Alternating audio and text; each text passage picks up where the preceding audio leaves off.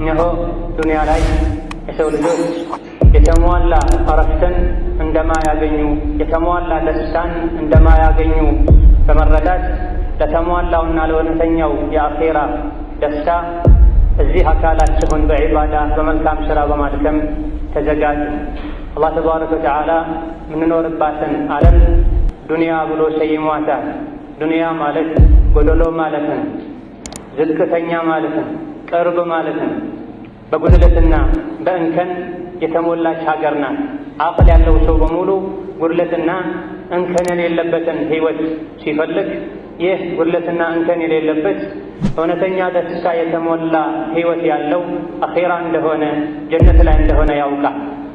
ይሄን መገኛው የት እንደሆነ ያወቁትን የተሟላ ደስታ ለማግኘት ደግሞ ኢማንና መልካም ሥራ የግድ ነው። ሙእምን የተሟላ ደስታ የሚያገኘው አንድ ብሎ እግሩን ጀነት ላይ ሲያሳርፍ ብቻ ነው። እረፍትና የተሟላ ሰላም ያለውም እዛ ሲደርሱ ብቻ ነው። ከዛ በፊት በምንም መልኩ የሰው ልጅ ሁሌ በሁሉም ነገር ላይ ደስተኛ ሊሆን ሁሌ ረፍት ሊሰማው በጭራሽ አይችልም። ዱንያ ላይ ሁሌም ደስተኛ ሆኜ ልኖር፣ ሁሉ ነገር ተሟልቶልኝ ተስተካክሎልኝ ልኖር፣ እንቅፋት አይንካኝ የሚል ሰው መቼም ሊያገኘው የማይችለውን ነገር እየፈለገ እንደሚደክም ጠንቅቆ ሊያውቅ ይገባዋል። ይልቅ የተሟላ ደስታ ጀነት ላይ ለማግኘት እዚህ ጊዜውን ጉልበቱን ለኸይር ሊያውልና እውነተኛውን የአኼራን ሰላም ደስታ በሚያገኝበት ነገር ሊጠመድ ይገባዋል። የሰው ልጅ እናቱ ማህፀን ውስጥ ነፍስ ከተዘራበት ጊዜ ጀምሮ ከዚህ ዱንያ ነፍሱ ወጥታ ቀብር ውስጥ ለተለያዩ መከራዎች ተጋልጦ ሲራጥን ተሻግሮ ጀነት እስካልገባ ድረስ ከመከራዎች፣ ከችግሮች፣ ከስቃዮች አይደለም። የሰላምና የችግር መለያ የሆነው ድልድይ ሲራጥን አልፎ ከጀርባው ትቶ መሄድ የቻለ ከስቃይና ከመከራ ሁሉ መዳን ችሎ ሁሌም በማይደፈርስ ሰላምና ደስታ ውስጥ መኖር ይችላል። የችግርና የድሎት መለያ የሆነውን ድልድይ ያልተሻገረ ሰው ምንም እንኳ ለደስታ፣ ለሰላም፣ ለራሓ የሚያስፈልጉ ነገሮች ቢሟሉለትም ሳይቸገር፣ ሳይታመም፣ ሳይጎዳ፣ ሳይረበሽ መኖር እንደማይችል ጠንቅቆ ሊያውቅ ይገባል።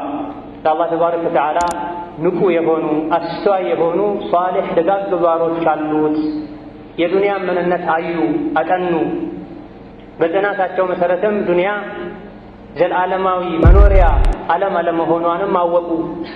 ይልቅ ዱንያ ወደ አኼራ መሸጋገሪያ ባህር እንደሆነች አወቁ። ባህር ውስጥ ያለ ሰው በሰላም ከባህሩ መውጣት የሚችለው መርከብ ሲኖረው ነው። ከዱንያ ባህር ውስጥ መውጣት የሚቻልበት መርከብ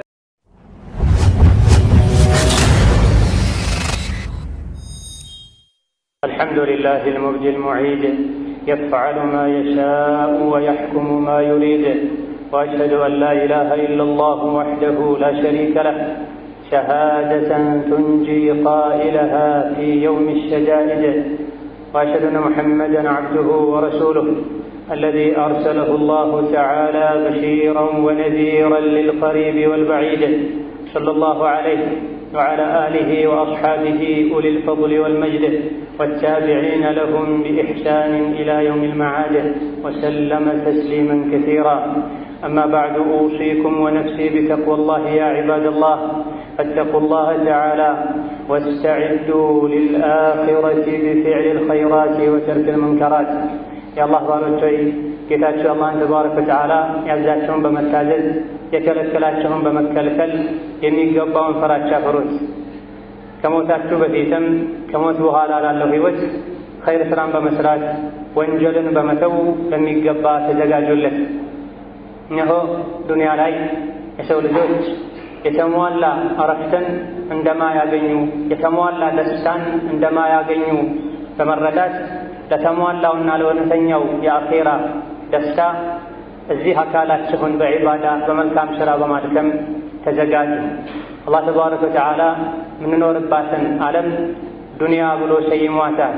ዱንያ ማለት ጎደሎ ማለት ነው፣ ዝቅተኛ ማለት ነው፣ ቅርብ ማለት ነው። በጉድለትና በእንከን የተሞላች ሀገር ናት። አቅል ያለው ሰው በሙሉ ጉድለትና እንከን የሌለበትን ህይወት ሲፈልግ ይህ ጉድለትና እንከን የሌለበት እውነተኛ ደስታ የተሞላ ህይወት ያለው አኺራ እንደሆነ ጀነት ላይ እንደሆነ ያውቃል። ይሄን መገኛው የት እንደሆነ ያወቁትን የተሟላ ደስታ ለማግኘት ደግሞ ኢማንና መልካም ስራ የግድ ነው። ሙእሚን የተሟላ ደስታ የሚያገኘው አንድ ብሎ እግሩን ጀነት ላይ ሲያሳርፍ ብቻ ነው። እረፍትና የተሟላ ሰላም ያለውም እዛ ሲደርሱ ብቻ ነው። ከዛ በፊት በምንም መልኩ የሰው ልጅ ሁሌ በሁሉም ነገር ላይ ደስተኛ ሊሆን፣ ሁሌ ረፍት ሊሰማው በጭራሽ አይችልም። ዱንያ ላይ ሁሌም ደስተኛ ሆኜ ልኖር፣ ሁሉ ነገር ተሟልቶልኝ ተስተካክሎልኝ ልኖር፣ እንቅፋት አይንካኝ የሚል ሰው መቼም ሊያገኘው የማይችለውን ነገር እየፈለገ እንደሚደክም ጠንቅቆ ሊያውቅ ይገባዋል። ይልቅ የተሟላ ደስታ ጀነት ላይ ለማግኘት እዚህ ጊዜውን ጉልበቱን ለኸይር ሊያውልና እውነተኛውን የአኼራን ሰላም ደስታ በሚያገኝበት ነገር ሊጠመድ ይገባዋል። የሰው ልጅ እናቱ ማህፀን ውስጥ ነፍስ ከተዘራበት ጊዜ ጀምሮ ከዚህ ዱንያ ነፍሱ ወጥታ ቀብር ውስጥ ለተለያዩ መከራዎች ተጋልጦ ሲራጥን ተሻግሮ ጀነት እስካልገባ ድረስ ከመከራዎች፣ ከችግሮች፣ ከሰቃዮች አይደንም። የሰላምና የችግር መለያ የሆነው ድልድይ ሲራጥን አልፎ ከጀርባው ትቶ መሄድ የቻለ ከስቃይና ከመከራ ሁሉ መዳን ችሎ ሁሌም በማይደፈርስ ሰላምና ደስታ ውስጥ መኖር ይችላል። የችግርና የድሎት መለያ የሆነውን ድልድይ ያልተሻገረ ሰው ምንም እንኳ ለደስታ፣ ለሰላም፣ ለራሓ የሚያስፈልጉ ነገሮች ቢሟሉለትም ሳይቸገር፣ ሳይታመም፣ ሳይጎዳ፣ ሳይረበሽ መኖር እንደማይችል ጠንቅቆ ሊያውቅ ይገባል። ለአላህ ተባረከ ወተዓላ ንቁ የሆኑ አስተዋይ የሆኑ ሷሊሕ ደጋግ ባሮች አሉት። የዱንያ ምንነት አዩ፣ አጠኑ። በጥናታቸው መሰረትም ዱንያ ዘላለማዊ መኖሪያ ዓለም አለመሆኗንም አወቁ። ይልቅ ዱንያ ወደ አኼራ መሸጋገሪያ ባህር እንደሆነች አወቁ። ባህር ውስጥ ያለ ሰው በሰላም ከባህሩ መውጣት የሚችለው መርከብ ሲኖረው ነው። ከዱንያ ባህር ውስጥ መውጣት የሚቻልበት መርከብ መልካም ስራ ነው፣ አስተማማኝ መሸጋገሪያ። አላህ ተባረከ ወተዓላ የሰው ልጅን ሲፈጥረው በከበድ ውስጥ ፈጥሮታል። ለቀድ ኸለቅነል ኢንሳነ ፊ ከበድ ብላ በድካም በውጣ ውረድ የተከበበ አድርገን ፈጥረነዋል የሰውን ልጅ ይላል። ወከዛሊከ ያ አዩሀል ኢንሳኑ ኢነከ ካዲሑን ኢላ ረቢከ ከድሐን ፈሙላቂህ ብላ የሰው ልጅ ሆይ አንተ ወደ ጌታ እየደከምክ እየጣርክ እየሰራህ ትጓዛለህ፣ መጨረሻ ላይም ጌታህን ትገናኘዋለህ ብላ። ከአላህ ጋር ተባረከ ወተዓላ እስክንገናኝ ድረስ ሁሉም ሚለፋ ነው፣ ሚደክመን። ኸይር የሚሰሩትም በኸይር ይለፋሉ፣ ይደክማሉ፣ ይጾማሉ፣ ይሰግዳሉ። ሸር የሚሰሩትም እንደዚሁ ሸይጣን ያለፋቸዋል፣ ያደክማቸዋል። መጨረሻ ሁለቱም ከጌታቸው ጋር መገናኘታቸው አይቀርም። እዚህ ዱንያ ላይ ሲለፋ ሲደክም ሲሰቃይ ኖሮ አላህ ፊት በሚገናኝበት ጊዜ የሰው ልጅ ለሁለት ይከፈላል፣ ሶስተኛም የለውም። የሥራ መዝገቡን በቀኝ እጁ የተሰጠ በደስታ ይኖራል። የሥራ መዝገቡን በግራ እጁ የተሰጠ ደግሞ ዋጥፋቴ ዋውርደቴ ይላል። አላህ ተባረከ ወተዓላ ዱንያን የፈጠራት ለመከራ ለፈተና፣ ማግኘትም ፈተና ነው፣ ማጣትም ፈተና ነው። በጤና መኖርም ፈተና ነው፣ መታመምም ፈተና ነው። ልጅ ማግኘትም ፈተና ነው፣ አለማግኘቱም ፈተና ነው። ከዙሪያችን ያሉ ነገሮች በሙሉ ዱንያ ላይ እስካለን ድረስ የሚፈትኑን ነገሮች ናቸው። ወነብሉኩም ቢሸሪ ወልኸይሪ ፊትነ ወኢለይና ቱርጀዑን ብሏል። በጥሩም በመጥፎም እንፈትናችኋለን፣ ወደ እኛ ትመለሳላችሁ ይላል። የፈተናውን ውጤት ለመቀበል ለመሸለም ወይም ለመቀጣት። ብዙ ጊዜ ሰዎች ከእነሱ ውጪ ዱንያ ላይ የተቸገረ ያለ አይመስላቸውም። ነገር ግን ሐቂቃው ሁሉም ወደዚህች ምድር ላይ የመጣ በሙሉ ወደ ዱንያ የመጣ በሙሉ የፈተና አዳራሽ ውስጥ ነው ያለ። ከፈተናው አዳራሽ የሚወጣው ሲሞት ነው፣ የራህመት መላእክቶች ሲወስዱት ነው። ከቀብር ስቃይና ፈተና ሲድን ሲያልፍም ብዙዎች መፈተንን ችግርን በማጣት በመታመም ብቻ ሊገድቡት ይችላሉ። ማግኘትና እንደፈለጉ ሆኖ መኖርም ሌላ ፈተና ነው። እንደውም ብዙ ሰዎች በማጣት በመቸገር ምክንያት የሚደርስባቸውን ፈተና ያልፉታል፣ ይሰብራሉ። ምንም ማድረግ ስለማይችሉም ችለው የሚያሳልፉ አሉ። ሌሎች ደግሞ ጥቅሙን አውቀው አጅር እየከጀሉ በደስታ የሚያሳልፉ አሉ። ብዙ ጊዜ ሰዎች የሚወድቁት ፈተና ላይ የሚወድቁት በድሎት ሲፈተኑ። ሁሉም ፈተና ሁሉም ተፈታኝ። የአዱንያ ፈተና ላይ ሀብታሙም ድሃውም አዋቂውም አላዋቂውም መሪውም ተመሪውም ወንዱም ሴቱም እኩል የፈተናዎች አይነት ብቻ ነው የሚለያየ። ከኔ ውጪ ማንም የተፈተነ የለም ትልቅ ችግር ውስጥ ነው ያለሁት እንድትል የሚያደርግ ስቃይና መከራ ውስጥ እንኳ ብትሆን ከአንተ የባሰ ሊኖር ይችላል። ቤቱ የሚቆጥረው አላህ ተባረከ ወተዓላ ህይወትን ፈተና እንዳደረጋት ቁርአን ላይ ነግሮናል። ተባረከ الذي بيده الملك وهو على كل شيء قدير الذي خلق الموت والحياة ليبلوكم أيكم أحسن عملا وهو العزيز الغفور ወላ ህይወትን የፈጠረው ከኛ ውስጥ ይበልጥ ስራውን እምነቱን የሚያስተካክለው ማን እንደሆነ በተግባር በተጨባጭ ይታወቅ ዘንድ ነው። በሁሉም ሁኔታ ላይ ሰብር በማድረግ አላህን በመፍራት የዱንያን ጠፊነት በማወቅ ለአኺራ ስንቅ በመሰነቅ እዚህ ዱንያ ላይ ያሉ የፈተና አይነቶች በሙሉ እንኳ ቢጀመሩ ከአኺራ ፈተና አንፃር እዚህ ግባ የሚባሉ አይሆንም። አኺራ እንዳለበት የሚያውቅ ሰው የዱንያ ፈተናዎችን በሙሉ ከአኺራው በማነጻጸር ይችላል፣ ይታገሳል። እንደው ከዋናው ከአኺራው ጠብቀኝ እንጂ የዱንያው ቀላል ነው ይላል። ወለዐዛቡ ልአኺረቲ አሸዱ ወአብቃ ስለተባለ እምቢ ላለ ላመጠ አላህ ተባረከ ወተዓላ አኺራ ላይ ያዘጋጀው ስቃይ ዱንያ ላይ ካሉ ችግሮች መከራዎች የሚበረታ ነው። ዘላለማዊም ቀጣይም ነው። ዱንያ ላይ ዛሬ ብትታመም ነገ ትድናለህ። ዛሬ ብታጣ ነገ ታገኛለህ። ወዳጅ በሞት ቢለየህ ነገ ሌላ ወዳጅ ይተካል። አሊያ ደግሞ አንተም ቀድሞህ ወደ ሄደው ወዳጅህ ትሄዳለህ። መፍትሄ የሌለው ችግር ከአላህ ረሕመት በስተቀር የአኺራ ስቃይ የአኺራ መከራ።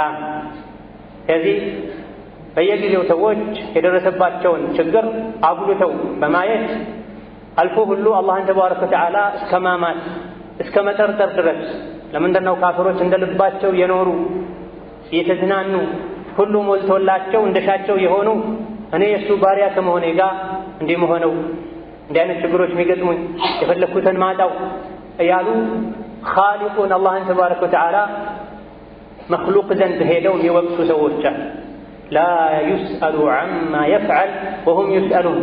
አላህ ተባረከ ወተዓላ ይሄን ለምን አረፍክ ተብሎ አይጠየቅም። የሚጠየቀው የሰው ልጅ ነው። አላህ የሚያደርገው ነገር በሙሉ ምክንያት አለ፣ ጥበብ አለው። የሰው ልጆች በሙሉ የሚጠቅም ነው።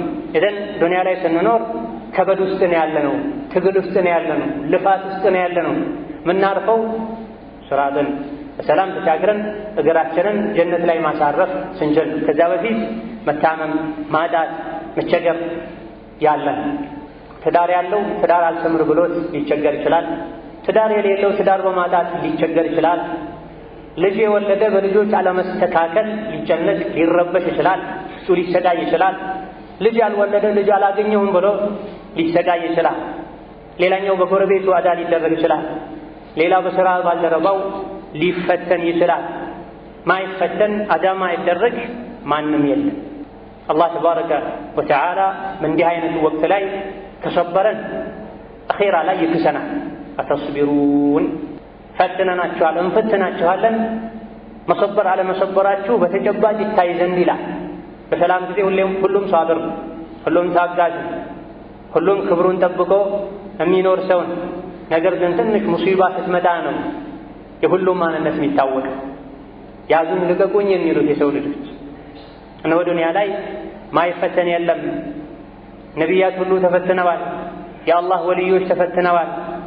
በፈተናው ልክ የሰው ልጅ ከሰበረ ከታገሰ አኺራ ላይ የላቀ አጅርን ያገኛል። የዱንያን ጠፊነት ያውቃል። ይሄ ፈተና፣ ስቃይ፣ መከራ የበዛበት ሀገር ለእኔ አይመቸኝም፣ እንደው ጌታዬ ሆይ ጀነትን ማገኝበትን ኸይር ሥራ አግራልኝ፣ አኺራዬን አሳምርልኝ፣ አስተካክልልኝ እንዲል የሰው ልጅ እንዲለቃም ጭምር ነው ዱንያ እንደዚህ የሆነችው። بارك الله لي ولكم في القرآن العظيم ونفعني وإياكم بما فيه من الآيات والذكر الحكيم. أقول قولي هذا وأستغفر الله لي ولكم ولسائر المسلمين من كل ذنب وخطيئة فاستغفروه إنه هو الغفور الرحيم والبر الكريم. الحمد لله والصلاة والسلام على خير خلق الله محمد بن عبد الله وعلى آله وأصحابه ومن والاه. وبعد دنيا جنا ستكفى الدرم يدفرسجنا የተበከለችና ዱንያ የሚለውን ስም የወሰደችውም ከዚሁ አንፃር ነው። ዱንያ ላይ የተሟላ መቼም ማይደፋ ማይደፈርስ ደስታና ሰላምን የሚፈልግ ሰው ማለት ውሃ ውስጥ ፍም እንደሚፈልግ ሰው። ዱንያ የተፈጠረችው እንደዚህ ሆነ አስተካክላታለሁ፣ ሁሌ እኔ በፈለኩት መልኩ ቀጥ እንድትል አደርጋታለሁ የሚል ሰው ከውሃ ውስጥ የእሳት ፍም አወጣለሁ እንዳለን የሚቆጠር እነሆ ምንም አይደፈርስ ሁሌ በፈለጉት መልኩ ሊቀጥል የሚችል እውነተኛ ደስታን፣ ሰላምን፣ የውስጥ ረፍትን የሚፈልግ ሰው ይህ የሚገኘው ጀነት ውስጥ ሱራትን ከተሻገሩ በኋላ ነው። ይህ ደግሞ በዋዛ አይገኝም። እዚህ ዱንያ ላይ ልፋት፣ ትዕግስት ይፈልጋል። በተለያዩ መልኩ የሰው ልጆች ይፈተናሉ። ከፈተና የሚድን ማንም የለም ብለናል። አልፎ ሁሉ አሸዱ ናሲ በላአን አልአንቢያኡ ثم الأمثل فالأمثل ብለዋል ነብዩ ሰለላሁ ዐለይሂ ወሰለም። ዱንያ ላይ ፈተና፣ መከራ፣ ስቃይ፣ ችግር የሚበረታባቸው ከሰው ልጆች ውስጥ ነቢያት ናቸው አሉ ነብዩ ሰለላሁ ዐለይሂ ወሰለም። የአላህ መልእክተኞች ነቢያት ከማንም በላይ የሚፈተኑት እነሱ ናቸው። ተሰድበዋል፣ ተደብድበዋል፣ ተርበዋል፣ ከሀገር ተፈናቅለዋል፣ የተለያዩ ጉዳቶች፣ ችግሮች ደርሰውባቸዋል። ይሄ የሆነው አላህ ዘንድ ያላቸው ደረጃ ከፍ እንዲል ከዛ በኋላም እንደ ነቢያት በዲኑ ለመጠንከር ጥረት የሚያደርግ ሰው ነው ከነቢያት ቀጥሎ ፈተና የሚበረታበት። የሰው ልጅ በዲኑ ልክ ይፈተናል ብላ ይህ ከመሆኑ ጋር ጥቃቅን ፈተናዎች፣ ችግሮች ሲደርሱባቸው ከዚህ አይነት ህይወት ሞት ይሻለኛል የሚሉ ሰዎች አሉ። ከወንድም ከሴት ዲነል እስላም ውስጥ ከገቡ አጭር ጊዜ ያስቆጠሩም ዲነል እስላም ላይ የተወለዱም ጭምር ፈተናን ማይቋቋሙ ሰዎች አላህን ተባረከ ወተዓላ የሚያደርገው ነገር ሕክማ ላይ ምክንያት ላይ የተመሰረተ እንዳልሆነ የሚያዩ ሰዎች እኛ የእሱ ኸልቅ ነን፣ ያደረገውን ቢያደርግ አይጠየቅም፣ የሚያደርገው ነገር በሙሉ ጥቅም አለ፣ ምክንያት አለ። በእንደዚህ አይነት ሐል ላይ የሚኖር ሰው፣ ፈተና የበዛበት ሰው፣ የህይወትን ጣዕም ያጣ ሰው ምንድን ነው መፍትሄው የተባለ እንደሆነ መፍትሄዎች አሉ። የዱንያን ችግር፣ የዱንያን ፈተና በላ ግልጽም ይሁን ውስጣዊ፣ ከቤተሰብ ጋር የተያዘም ይሁን ከውጭ ከስራ ጋር የሰው ልጆች በጥቅሉ ህይወታቸው እንዳያስደስታቸው ችግር ላይ ነኝ፣ መከራ ላይ ነኝ፣ ሰላም አጥቻለሁ እንዲሉ የሚያደርግ ችግር ውስጥ ያሉ ሰዎች በሙሉ የችግራቸው መፍትሄ በአንደኛ ደረጃ እየተፈተንኩ ያለሁት እኔ ብቻ አይደለሁም ብሎ ማመን። የተሰቃየ የተፈተነ ያለው ብቻውን እንደሆነ አድርጎ የሚያስብ ሰው መቋቋም አይችልም፣ አቅም አያገኝም። አብረውት የሚቸገሩ ሰዎች ከዙሪያው እንዳሉ ካወቀ መጽናናት ይችላል፣ ብርታት ያገኛል። እኔ ብቻ አይደለሁም ይላል፣ ለመርሳት ይሞክራል። ኢዘን ምናውቃቸውም ማናውቃቸውም የተለያዩ የተፈተኑ ሰዎች አሉ። ዱንያ ውስጥ ሲኖር ማይፈተን የለም። የትኛውም ሰው ላይ ሊደርስ የሚችል ፈተና መከራን የደረሰብኝ ብሎ ማመን በተወሰነ መልኩ መረጋጋት መቋቋም እንድንችል ያደርጋል። በሌላ በኩል ማንኛውም አላህ ተባረከ ወተዓላ የሚወስነው መሆኑን ፈቅዶ የሰው ልጆች ላይ የሚደርስ ፈተና፣ ሙሲባ፣ ችግር በሙሉ በአላህ ውሳኔ መሰረት ነው የሚከሰተው። ምክንያት ይኖረዋል። በአንድ በኩል ጉዳት ቢሆንም ጉዳት ቢመስለንም ውስጡ ላይ ጥቅም ይኖራል። እኛ አናውቅም እንጂ መታመም ጥቅም አለው። አዎ። ማጣት መክሰር ጥቅም አለው። አዎ። ወላጅን፣ ወዳጅን፣ የትዳር አጋርን በሞት ማጣት ጥቅም አለው። አዎ። ማንኛውም አላህ የሚያደርገው ነገር ለሰው ልጆች ጥቅም አለው። በአንድ በኩል ጉዳት ቢሆን ነገር ግን ይሄን ጥቅሙን ማግኘት የምንችለው ስንሰብር ነው፣ አርቀን ማሰብ ስንችል። አላህ ተባረከ ወተዓላ ለባሮቹ ከማንም በላይ የሚያዝን ጌታ መሆኑን በእርግጠኝነት ስናምንም እዛ በሁለተኛ ደረጃ የህይወት ፈተናዎችን ችግሮችን ለመቋቋም የሚረዳው ማንኛውም ህይወታችን ላይ የሚከሰት ነገር አላህ ፈቅዶት ነው፣ ቀድሮት ነው፣ ምክንያት ይኖረዋል። ኋላ ላይ ሊገባን ይችላል ምክንያቱ። ያኔ ማማረር አልነበረብኝም ለካ ስለዚህ ነው ጌታ እንዲህ ያደረገው ልንል እንችላለን። ዱንያ ወይም አኺራ ላይ ወይም ሁለቱም ላይ ጥቅም ይኖራል። ዓሳ አን ተክረሁ ሸይአን ወሁወ ኸይሩን ለኩም ብላ አንድ ነገር ልትጠሉት ትችላላችሁ፣ ይህ ለእናንተ ኸይር ሆኖ ሳለ አንድ ነገር ደግሞ ልትወዱት ትችላላችሁ፣ እሱ ለእናንተ መጥፎ ሆኖ ሳለ አላህ ያውቃል እናንተ አታውቁም ብላ። ስለዚህ ማንኛውም አላህ የወሰነው ውሳኔ ኸይር ነው፣ መልካም ነው። ከላይ መጥፎ ቢመስልም ቢያሳምመኝም የጎዳኝ ቢመስልም ባይሆን ጥሩ ነበረ የሚያስብል ቢሆንም ነገር ግን አላህ ካደረገው ደግ ነው፣ ኸይር ነው። ረዲቱ ቢላሂ ረባ ጌታዬ አላህ ተባረከ ወተዓላ ያደረገውን ነገር ሁሉ ወድጄ ተቀብያለሁ ማለት ችግሮችን ለመቋቋም ይረዳል። ወከዛሊክ በሶስተኛ ደረጃ የአዱንያን ምንነት ማወቅ ነው። ያለሁት የት ነው? እስር ቤት ነው ያለሁት፣ ዱንያ ውስጥ ነው ያለሁት፣ የፈተና አዳራሽ ውስጥ ነው ያለሁት። ጭቃ ውስጥ ሆኖ ጭቃ አይንካኝ የሚል ማን ነው? ውሃ ውስጥ ሆኖ ውሃ እንዳይነካኝ የሚለው ማን ነው? ዱንያ የተከበበችው በፈተና በሙሲባ ለቀድ ጁቢለት ዐላ ከደሪን ወአንተ ቱሪዱሃ ሰፍወን ሚነል አቅዳሪ ወልአክዳሪ። አንተ ዱንያ ሁሌ ጥርት እንድትል ትፈልጋለህ፣ እሷ ግን የተፈጠረችው ደፍርሳ በቆሻሻ ተሞልታ። ዱንያ ላይ ሁሉም አለ፣ ኸይሩም አለ፣ ሸሩም አለ፣ የሚያስደስተውም አለ፣ የሚያስከፋውም አለ። ዱንያ ላይ ብርድ አለ፣ ሙቀት አለ፣ ንፋስ አለ፣ ጥሩ ሰው አለ፣ መጥፎ ሰው አለ። እነዚህ ነገሮች አይፈራረቁብኝ ማለት አስብ። ከኔ ውጪ ሌላ ሰው እንዳላይ፣ ንፋስ ብቻ ነው የምፈልገው፣ ፀሐይ እንዳላይ፣ ክረምት ብቻ ነው የምፈልገው፣ በጋ እንዳላይ አትል። ለሁሉም ተዘጋጅተህ ሁሉንም እናስተናግዳለን። ልክ እንደዚሁ ዱንያ ላይ ህመም አለ፣ ማጣት አለ፣ ከወዳጅ መለየት አለ፣ የተመኙትን ማጣት አለ። ስለዚህ ይሄን የዱንያን ባህሪ አሕዋሏን ሁኔታዋን ማወቅ ችግሮች በሚደርሱብን ጊዜ ትዕግስት እንዳናጣ ያደርገናል። በዚህ ብቻም አያበቃም። በአራተኛ ደረጃ ዱንያ ላይ መቼም እረፍት እንደማይኖር ከፈተና በኋላ ሌላ ፈተና ሊመጣ እንደሚችል መዘጋጀት። በመሰረቱ ዱንያ የፈተና የችግር የስቃይ ሀገር ናት። ከአንዱ ፈተና ብንወጣ ወደ ሌላኛው ፈተና ልንገባ እንደምንችልም መዘጋጀት አለ። እሾህ ላይ የሚራመድ ሰው በእሾህ የተነጠፈውን መንገድ ጨርሶ እስካልወጣ ድረስ ሰውነቱ ሁሉ ፈታ የማይታዘዝ ይጠነቀቃል። የተለያዩ አደጋዎች፣ ስጋቶች ያሉበት አካባቢ ላይ የሚኖር ሰውም ሁሌም ሰውነቱን ሰብሰብ አድርጎ ተጠንቅቆ ነው የሚኖረው። ሀከደ ዱንያ ዛሬ አንዱን ተገላገልኩ ስትል ነገ ሌላ ነገር ትሰማል። ዛሬ ልጅ ተወለድልኝ ብለህ ስትደሰት በማግስቱ አንድ ልጅህን ወይም ወዳጅህን አጥተህ ልትከፋ ትችላል። በዚህ በኩል አተረፍኩ ብለህ ያለህን የገንዘብ መጠን ስትቆጥር በሌላ በኩል የሚያጎድል ነገር ይገጥመሃል። ሀከደ ዱንያ የዱንያ ጠቢዓዋ ይሄን ባህሪዋ ይሄን ለማንም አልሞላችም፣ ለማንም አትሞላም። ቀድሞውኑ ዱንያ ስሟ ዱንያ የተባለው ጎደሎ ስለሆነ ስለማትሞላ 30-20 ዓመት ለፍተህ ደክመህ ራሴም ቤተሰቦቼም በደስታ እንኖርበታለን ብለህ ቤት እንደገነባህ በማታውቀው ምክንያት ቤትህ ሊፈርስ ይችላል። ያንተ አይደለም ልትባል ትችላል። በእንዲህ አይነቱ ዱንያ ውስጥ የሚኖር ሰው ፈተና ለሱ አዲስ ሊሆን አይገባም። እንደዚህ አይነት ፈተናዎች ሙእሚን ላይ የሰው ልጅ ላይ ተፈራርቀው መጨረሻ ላይ ለሰከራተል መውት ያቀብሉታል። ሰከራተል መውት ለሞት ለቀብር ውስጥ ፈተናና ስቃይ ድንጋጤ ያቀብሉታል። ከዛ በኋላ ሲራጧል፣ ሂሳባል፣ ሕፃናት ሁሉ እንዲሸብቱ የሚያደርግ መከራና ስቃይ አለ። ከዚህ ሁሉ ስቃይና መከራ በኋላ ወይም እረፍት አለ፣ ድካም፣ ህመም፣ ስቃይ ማይከተለው እውነተኛው ደስታ አሊያ ደግሞ ዱንያ ላይ ከነበረው የባሰ የከፋ ማያቋርጥ ስቃይና መከራ ይኖራል ጀሀነም ላይ ከሞት በኋላ።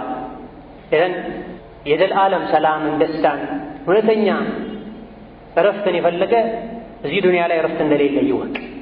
እዚህ ዱንያ ላይ የተሟላ ሰላም እንደሌለ ይወቅ። ደስታም ሀዘንም አለ። ለሁሉም መዘጋጀት። እውነተኛውን ደስታ ማገኘው ጀነት ላይ ነው ብሎ አምኖ የጀነትን ማህር ማዘጋጀት ነው። የጀነት ማህር ኢማንና መልካም ስራ፣ የነቢይን ሱና መከተል፣ ቀጥ ማለት ነው። ከአላህ ጋር ከሰው ልጆች ጋር አኽላቅን ስነ ምግባርን ማሳመር። اللهم إنا نعوذ بك من درك الشقاء وسوء القضاء وشماتة الأعداء. اللهم إنا نسألك فعل الخيرات وترك المنكرات وحب المساكين، وأن تغفر لنا وترحمنا، وإذا أردت بعبادك فتنة أن تقبضنا غير مفتونين. اللهم أعنا على ذكرك وشكرك وحسن عبادتك. اللهم أعنا على ذكرك وشكرك وحسن عبادتك. اللهم أعنا على ذكرك وشكرك وحسن عبادتك. ربنا آتنا في الدنيا حسنة وفي الآخرة حسنة وقنا عذاب النار. اللهم ربنا آتنا في الدنيا حسنة وفي الآخرة حسنة وقنا عذاب النار. ربنا آتنا في الدنيا حسنة وفي الآخرة حسنة وقنا عذاب النار. اللهم إنا نسألك عيش الشهداء ونزل الشهداء ومرافقة الأنبياء والنصر على الأعداء يا سميع الدعاء. اللهم ارفع عنا الوباء والبلاء. اللهم ارفع عنا الوباء والبلاء. اللهم ارفع عنا الوباء والبلاء. اللهم اجعل هذا البلد آمنا مطمئنا وسائر بلاد المسلمين. اللهم آمنا في دورنا وأوطاننا. اللهم آمنا في دورنا وأوطاننا. اللهم آمنا في دورنا وأوطاننا. اللهم احفظ أعراض المسلمين. اللهم احفظ المسلمين في مشارق الأرض ومغاربها برحمتك يا أرحم الراحمين. اللهم اغفر للمسلمين والمسلمات والمؤمنين والمؤمنات الأحياء منهم والأموات إنك سميع قريب مجيب الدعوات. آمين. وصلى الله وسلم على نبينا محمد.